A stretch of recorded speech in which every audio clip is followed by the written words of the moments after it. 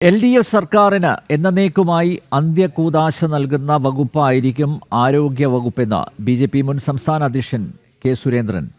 ആരോഗ്യമേഖലയെ താറുമാറാക്കിയ മന്ത്രി വീണ George രാജിവെക്കണമെന്നാവശ്യപ്പെട്ട് Kozhikode medical college ആശുപത്രിയിലേക്ക് BJP നടത്തിയ മാർച്ച് ഉദ്ഘാടനം ചെയ്യുകയായിരുന്നു അദ്ദേഹം.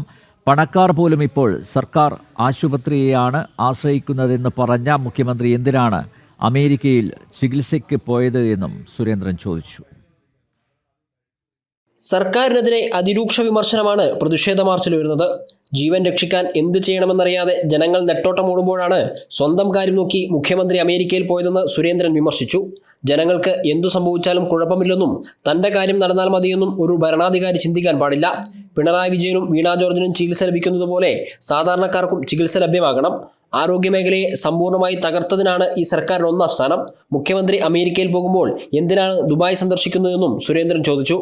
സ്വന്തം ജീവൻ രക്ഷിക്കാൻ കേരളത്തിലെ ജനങ്ങൾ നെട്ടോട്ട് ഓടുമ്പോൾ ഒരു ഉത്തരവാദിത്വവുമില്ലാതെ മുഖ്യമന്ത്രി പെട്ടെന്നൊരു ദിവസം ഞാൻ അമേരിക്കയിലേക്ക് പോവുകയാണ് എന്ന് പറയുകയാണ്. ഇതൊരു വെല്ലുവിളിയാണ് പാവപ്പെട്ടവരോടുള്ള. ഈ മുഖ്യമന്ത്രിയാണ് പറഞ്ഞത് കേരളത്തിൽ പാവപ്പെട്ടവർ മാത്രമല്ല പണക്കാരും സർക്കാർ ആശുപത്രിയെയാണ് ആശ്രയിക്കുന്നതെന്ന്. എന്നാൽ പിന്നെ മുഖ്യമന്ത്രിക്കോ കുടുംബാംഗങ്ങൾക്കോ സർക്കാർ ആശുപത്രിയെ ആശ്രയിച്ചാൽ പോരെ?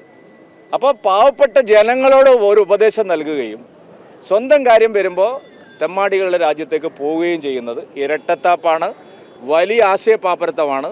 ആശുപത്രി പരിസരത്ത് നിന്ന് ആരംഭിച്ച മാർച്ച് മെഡിക്കൽ കോളേജ് പ്രിൻസിപ്പലിന്റെ ഓഫീസിന് സമീപം ബാരിക്കേഡ് ഉപയോഗിച്ച് പോലീസ് തടഞ്ഞു.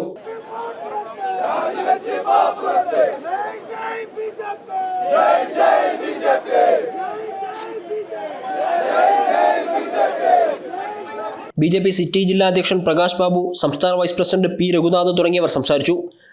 ജനം, കോഴിക്കോട്.